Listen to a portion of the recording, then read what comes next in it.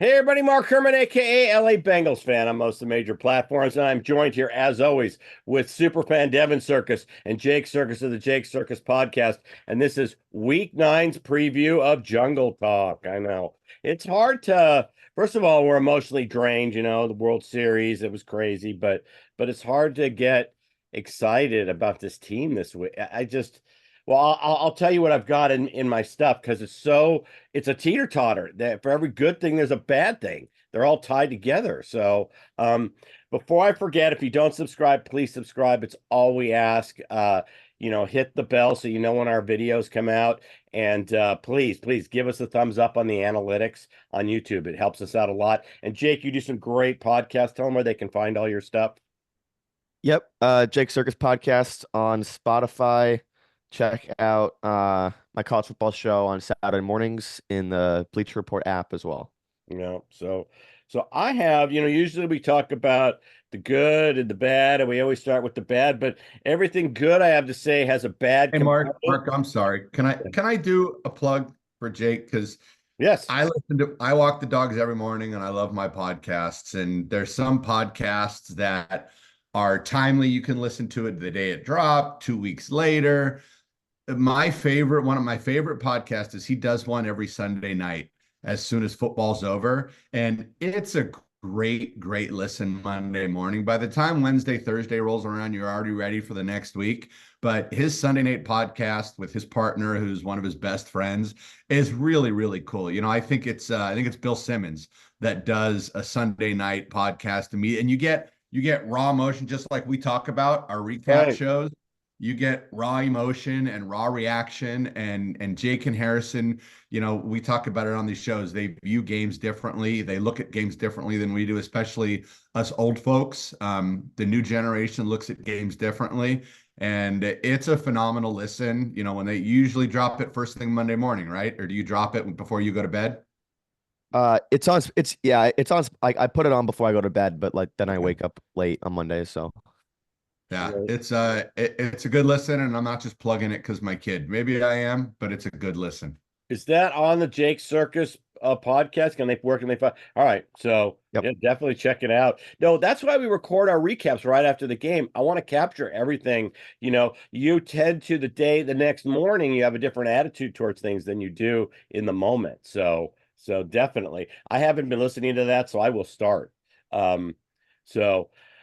So, like I said, we typically say the good and the bad, and we start with the bad. But everything good I've said has a bad component to it, and everything bad I've said has a good component to it. I mean, I gave you a perfect example. I mean, the Raiders are allowing 3 field goals per game, but McPherson's not having a great year.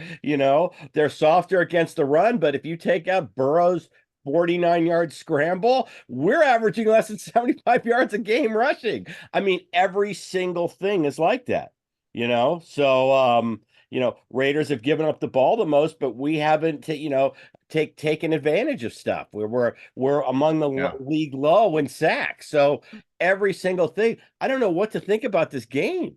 Listen, we're 3-5, and we've beaten bad teams. Vegas is 2-6. They at least went into Baltimore and won.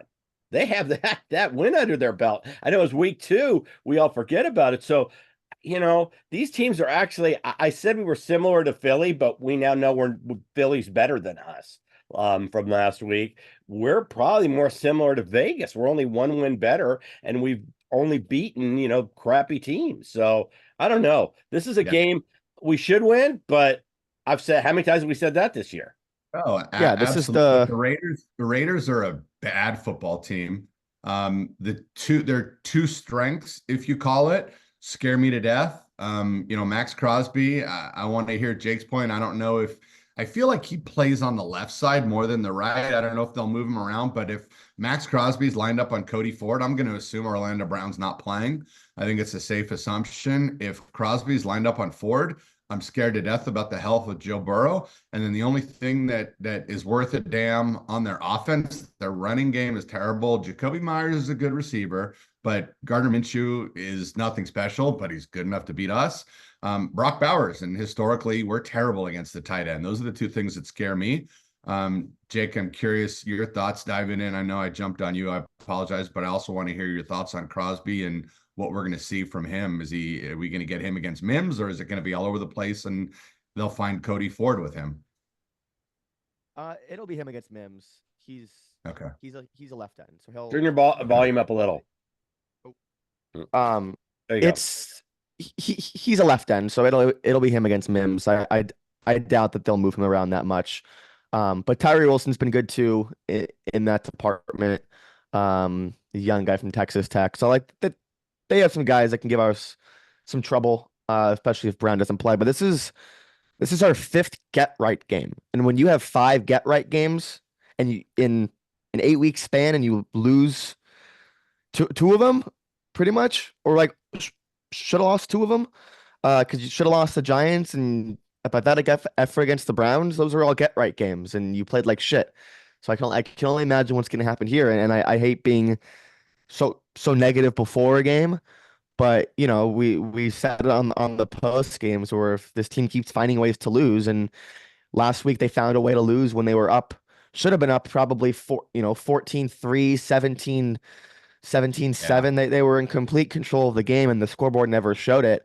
And then they completely collapsed when they had a chance to get back in it. That's finding a way to lose. Yeah. When you were completely in control and you allow a team to just blitz you in the second half. That's coaching, that's preparation, that's second half adjustments, that's lack of execution.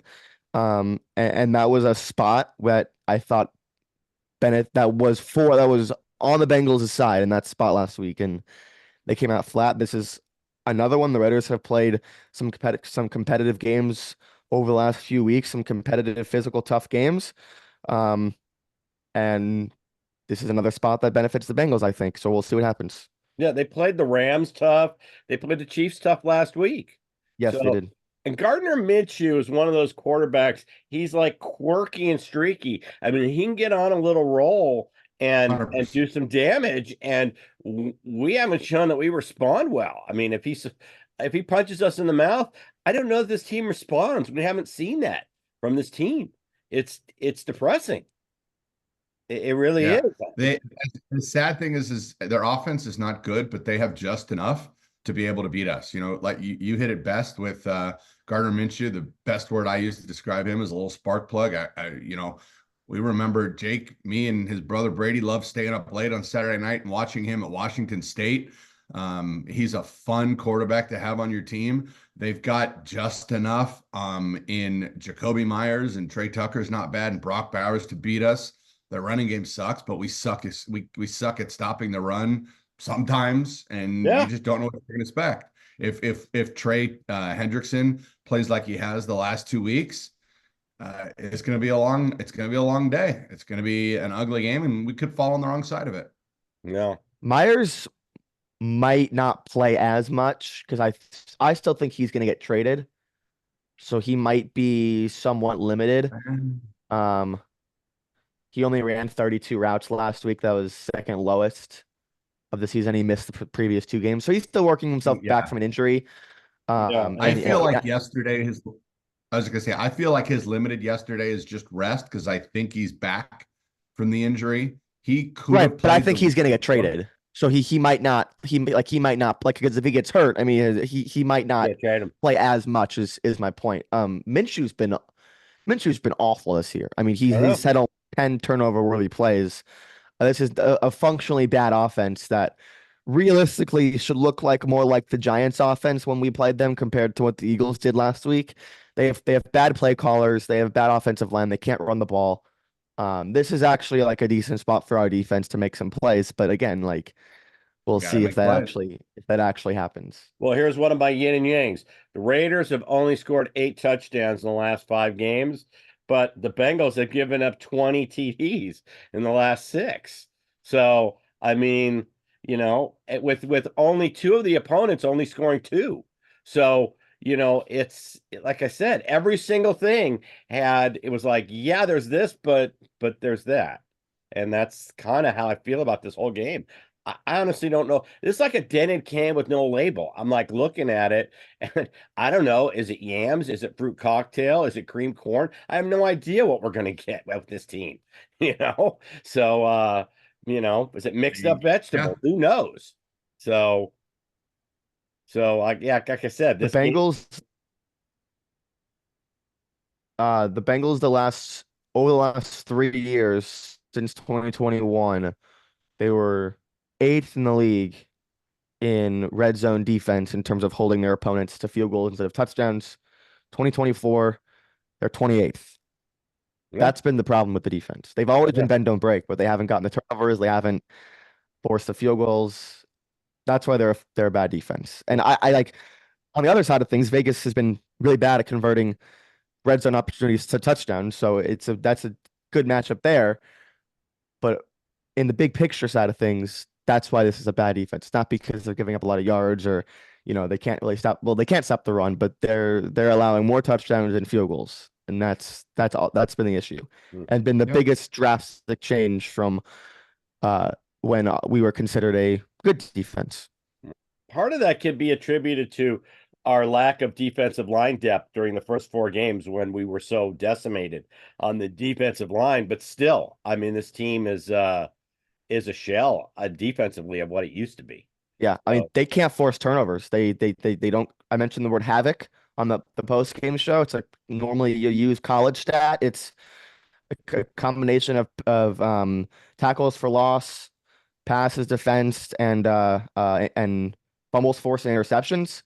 And the Bengals haven't done that any of those things this year. And those are creating turnovers, and they can't do that. all right. Yeah, I So got a question for you, Jake. I follow and know the defense and the deeper stuff better than the average, but you're the expert. I feel that Jermaine Pratt is having a decent year. He's always around the ball. He's had a couple opportunistic turnovers. He always does. I feel like we have not heard or said Logan Wilson's name in 6 weeks. What are you seeing? What do you got on Logan Wilson? I mean, we Well, haven't been Logan's been one of the better run linebacking book defenders. for anything. yeah, no, We've no, gone his through numbers spurts are where actually pretty good. His numbers, are they? they're not like Logan the and best of his career, but they're good numbers every week. I have him as a linebacker on one of my fantasy teams, and he's good for 6, 7 tackles every week. Look, I'm as much a fantasy geek well, as you. I don't care about fantasy stats. I'm talking, impact and the geek stuff. What do you got, Jake? But thank you, I Mark. mean, I would Sorry. argue Logan and Pratt have been the two best players on our defense this year outside of Yeah. Hendrickson. Okay. But they're not like those guys would never have made tackles in the backfield. Those guys have always been, Sure. stoppers of They have been. runners getting into the second level. And we haven't seen their name because there hasn't been turnovers. They haven't recovered fumbles, they haven't forced fumbles, well, Jermaine has, but um Logan doesn't have an interception this year. So that's why we're not really hearing their names. They're not making the splash plays. And that's, I would attribute that to everyone else, and especially the guys in front of them not making plays. Okay. Um, Fair enough. they've excelled in cleanup duty and finishing tackles that were started by good push from the offensive line. They work downhill, but when no one else is working downhill, they have to do their best to stop ball carriers from getting into the second level. They've still done that this year, but instead of finishing 1 2 yard carries, it's now stopping 6 7 yard carries. And Okay. linebackers that really aren't meant to go into the backfield because what the Bengals run on defense, they are as good as the defensive line lets them be, and the defensive line has been not good. And Okay. I think ADG has been good too in limited time. Right. No, he's made some Yeah, plays. he actually has. Yeah. But that's why we're in 2nd and 3 and 2nd and 4 and 3rd and 1s because we're giving up those yards. We're not making the Right. tackles mean, earlier. the So Bengals have been so bad at drafting players for their 4-3 defense, meaning drafting pure defensive end pass rushers. That I mean, you have two building blocks of Mike and Will linebacker. If you declare Akeem one side or another, I think they should switch to a 3-4 and they should draft linebackers that can rush the passer and have guys who Mm. can work downhill and get into the backfield because their track record drafting defensive ends for their 4-3 defense has been Yeah. awful. And maybe they'll do that if they fire Lou and they'll switch it up and they'll move to a 3-4, which historically the first year switching from a 4-3 to 3-4 has not been great. But I mean, Sample, he's hurt for the year, so can't really say anything bad about him. But Asai looks like a second round bust. He's going to be a free agent. This is already year 4 for him, right? Yeah, he's probably gone. Um, Yep. I don't want to say bust for Murphy yet, but like, where has he been? I mean, bad. No. Brutal. They've tried. I They've saw they've tried, they've something. tried to find guys. Yeah. I saw something the other day. I don't remember how credible. I feel like it was PFF rankings out of something like 170 pass rushers. Sam Hubbard and Miles Murphy are in the bottom. They're both in the 160s out of 170 pass rushers with X number of snaps. I don't know if Jake or Probably. Mark saw I'll that. find it. Yeah, Hubbard's had that would like not 2 games where he showed up. That's actually a bigger stat against Hubbard because Murphy didn't play the first 4 weeks of the season. So, but Hubbard has had 2 great games, but then he just disappears. Yeah. So Yeah. Jake, while you look that up, I got a tangent to take us on that's relevant if you'll allow me, if that's go okay. for it. Go for it. So let's talk wide receiver for a second. Let's talk wide receiver 2 and 3 for a second.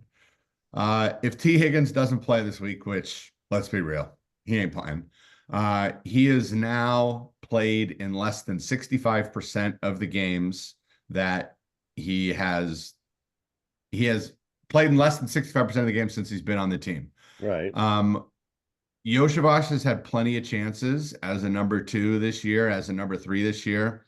Yeah, he's got some touchdowns, but I swear if he has 4 or 5 touchdowns on the year, he's got 9 or 10 receptions. He does not look like a T. Higgins replacement, assuming he's gone next year. Before I bring up Jermaine Burton, let's go back to last year when Burrow got hurt. We were clamoring every week on this show. Put in the kids. Last year, we wanted to see Yoshivas. We wanted to see Chase Brown. We wanted to see the kids on defense. Last year, we wanted to see Miles Murphy. And everybody sees it and says it in Bengals Twitter year over year. There's no explanation for Zach Taylor's reluctance to play young players when the situation's right. We don't know what's going on with Jermaine Burton. We don't know what he's doing in practice. We don't know what he's doing in the locker room, but every single time he's on the field, he's shown out. His routes look good. There was somebody posted on Twitter, one of he faked the fade and ran a post where he was wide open the other day. He's got 2 wonderful receptions on deep balls. His speed is not unmatched, but you can't argue the speed he has, the role that he can play on this team. It's time to frickin' play Jermaine Burton. Let him be our number 2 this week and see what happens. And Yoshi feels like a great solid 3. He looks like he can be the Tyler Boyd. I'm not saying the exact same player, but just that solid production from a number 3 receiver. It's frickin' time. That's all I got. Yeah, no, I agree. I've wanted to see Burton out there at least worked in. So it's only been the last couple weeks that he's seen any game time, and he's 2 made the weeks most ago, of it. Yeah. 3 weeks ago, if I don't think I'm off. I think I'm right here. 3 weeks ago, he was inexcusably inactive. Right. 2 weeks ago, he got 3 snaps. They were the Right. 3 victory formation snaps. Last week, they said they were going to get him in. He ran, I don't know how many routes. All I know is he had that beautiful 35, 40-yard reception. Right. And I saw on an all 22, an incredible route he ran where he pretty much broke the cornerback's ankles and was open for a touchdown. Right. Well, and he had the play where it was just a good defensive play. He got his Oh, hands that on one the ball. too. Yeah. Yeah. Ran a good route. I think he had 3 targets last week, if I'm not mistaken. But Yeah, but we I remember the and we three. squandered the big catch because that was the drive McPherson missed the field goal. So we got nothing off of but he did put us in field goal range with that reception. Yeah. So no, clearly he needs to be out there. There's like I said, we've thought it was something maybe with the coaches or something that we're not seeing. But no, he I needs just don't know if he's caught up with the offense. I mean, right. the things that I've heard and like it's Burrow saying, "Oh, he's had great practice the last 2 weeks." It kind of tells me that they don't have enough for him in the offense, or he hasn't picked up on the down to down offense for him to be out there. That would be my guess. I don't think they're sidelining him for disciplinary reasons or whatever. I just might think he's not fully caught up. But I do have that pass rush stat. So PFF has a pass rush win rate stat. It's meanings they put basically it's way better than ESPN's pass rush win rate. So if you ever listen to ESPN's pass rush win rate, don't because they have that's a tracking. They put a chip and it tracks whether you get off your block, but it doesn't impact whether or not you make an impact on the play. PFF tracks whether you win your rep and make an impact on the play. So Trey is 5. He's higher than Micah Parsons, Josh Allen, Nick Bosa, Alex Highsmith, Daniel Hunter, uh, Jonathan Gerard, Will Anderson, Khalil Mack. So he's higher than those guys. Wow. Asai is 77th. Myles Murphy is 108th. And Sam Hubbard is 99th. Out of how Those are our many? four. That 117. That's what So it those are was. our Yeah. those are our pass rushers. Well, Ugly. that's why we're not getting a lot of sacks. So I think I had our total sacks number for the season, but it's not good. So, like I said, for every good, there's a bad. So I don't know. Like Myles Murphy has 2 pressures and 71 pass rushing snaps. We only have 12 sacks on the year. That's what it is. Because I had And good Trey's got matchup half for our of them. D, right, with the Raiders leading the league with 17 turnovers, but we have only 3 teams have fewer sacks than us. Hubbard has 5 pressures in 178 snaps rushing the passer. If you go game by game, there's 2 games where he had great games, and then the rest of them, just like I said, he just becomes the invisible man. And So we'll give him a pass on the first 3. We know he started the season hurt, right, yeah. but he had a really good game and looked himself in week 3, 4, or 5, and he's had enough. But and look, he's not the pass rusher like a Trey Hendrickson. There was always talk of moving him inside. He defends the run well, always has defended the run well. He's done a great job in those games against Mahomes where he kind of serves as the spy. I don't think anybody will ever forget the sack he had on Mahomes in 2021, but I don't know, man. I don't Age is know. catching. All right.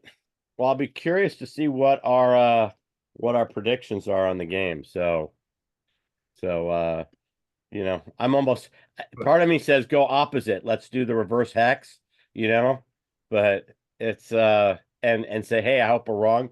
But I'm we superstitioned out. I'm exhausted no. from trying to simulate everything over the last week or so. I'm gassed out on that. So all right. Well, you want to jump into predictions here? Yeah, but as I say, I'm superstitioned out. I'm not going first because Right, we right. lost No, we're last gonna week. mix it up because the other reason we kept that order was because we were winning games.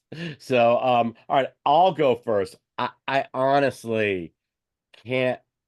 I just want to believe this. I'm drinking the Kool-Aid for one more week. I want to believe that we're not going to go 0-5 at home. I just think about that. 0-5 at home. I want to believe that doesn't happen. This is the week we win. Um, uh, so I'm gonna say 26-20 in an ugly game, but I think the Bengals pull it out. That's what I'm gonna go with. And hopefully they stay. This team's susceptible to the run. Let's run the ball. But like I said, I don't know with our coaches and our execution, and I don't know what to expect. Like I said, Denny can with no label. I'm hoping it's fruit cocktail. We win 26-20. But if it's mixed up vegetables, who knows? So that's what I'm going with. All Go right, for who it, wants to go Jake. next? We already mixed up the order because I went first, so it doesn't matter. Whichever one of you is ready. Yeah, so I look at these power ratings. There's a composite ranking of all the public power ratings that are out there. And it has the Raiders is number 30 in the league, The Giants are 29, the Patriots are 31, the Panthers are 32. So this is one of the worst teams in the league, but we've played the other three worst teams in the league, lost to one of them, should have lost the other one. And the Panthers game, the Panthers played us closer than any other team that they've played this season, other than the Raiders, who beat them, or sorry, who lost to them. So Right. that's how Yeah. bad of a team we're playing this week. I have 23-20. I'm not optimistic at all. I think the spread of 7 is way too high. This is a team that at their peak struggled to close out games and win by margin. And I don't think that's gonna happen here. I think they're desperate and they're just looking to get out of there with a win. So 23-20 Bengals. Yeah. Yeah. It's funny. You think about it. These teams are more, when we're talking about the similarities, the Raiders go into Baltimore and beat Baltimore, and they come home and get killed by Carolina, absolutely destroyed. I mean, so it's like I said, don't know what to think. We got not super confident. All right. So what do you got? What do you got, Devin? I don't freaking know. This is a game we should win 41-7. This is a game that we should roll. And we laughingly talk about the standings in the AFC and what it takes to get a wild card. Jake said to me on Tuesday or Monday or Tuesday of this week that the Bengals still have a minus next to their number to make the playoffs, which is mind-blowing. I want to drink the Kool-Aid and say that, like Jake said, this is a get-right game, but we know better. We're Bengals fans. We know how the story ends before it's written. Right. I do think we get a win. Just like you guys said, I do think it's ugly. I don't know how we're going to get to this score, but my score is just a reflection of what I think this game is going to look like. And I've got us winning 22-16. I don't know how you get to 22. It's a lot easier to get to 16. But that's my prediction. And I think we'll be on this venue Sunday night saying, great, we got the win. Now what? But I'd love to be saying, is this the start? Oh, God. Well, the start will be if we win Thursday night against Baltimore. That will be Correct. the start. Everything is going to start there. So, but certainly we can't drop another. We can't go on 5 at home. I mean, I saw a stat that said I think that our probability to make the playoffs was still like 30%. It's higher than that. Is it? Okay. Yeah. So I mean, the Colts and the Chargers and one other disgusting team is ahead of us. And the Colts are going to lose in 5 games. Their schedule gets brutal. Right. Yeah. But right now, the only team that's a lot, sorry, Jake, the only team that's a lot, and granted, it's too early to talk about this. The only lock to get a wild card is the Steelers or the Ravens. Right. I mean, 6 and 7 are wide. Spots 6 and 7 are wide freaking open. Yep. Yeah. I mean, you play the Broncos later in the year. You play the Chargers in 2 weeks. The Chargers are a short favorite on the road against Denver. The Colts are favored or dogs by a touchdown. And what is great for the Bengals is all the teams behind them are just as unserious as them. Like the only team behind the Bengals that I could see going on a mini run is the Dolphins, who just got Tua back, but their coach is just as moronic as our coach. Right. So, yeah. And Jake had a fun segment on his last podcast. Who's worse, McDaniel or Taylor? That was a fun listen. One guy takes the stupidest chances, and one guy calls such a vanilla game because he's such a frightened turtle. They're on opposite ends of the spectrum, but they're still on the stupid spectrum. They're just opposite ends of the stupid spectrum. So, yeah. So yeah, I don't know what to. Like I said, hopefully we got to pull this game out. We just have to. So I'm going one more week drinking the Kool-Aid, and hopefully we see something more. That this locker room shows signs of life, because that's what's missing. We keep saying, oh, we're off to a slow start. It's just excuse after excuse, and this team. It ain't the start anymore. Yeah, it's so good teams beat the teams they're supposed to beat. We have not done that. So So we're not a good team. So now can we be? Yeah, we could be, but yeah, it is what it is. So Jake, you got any college picks for us this week?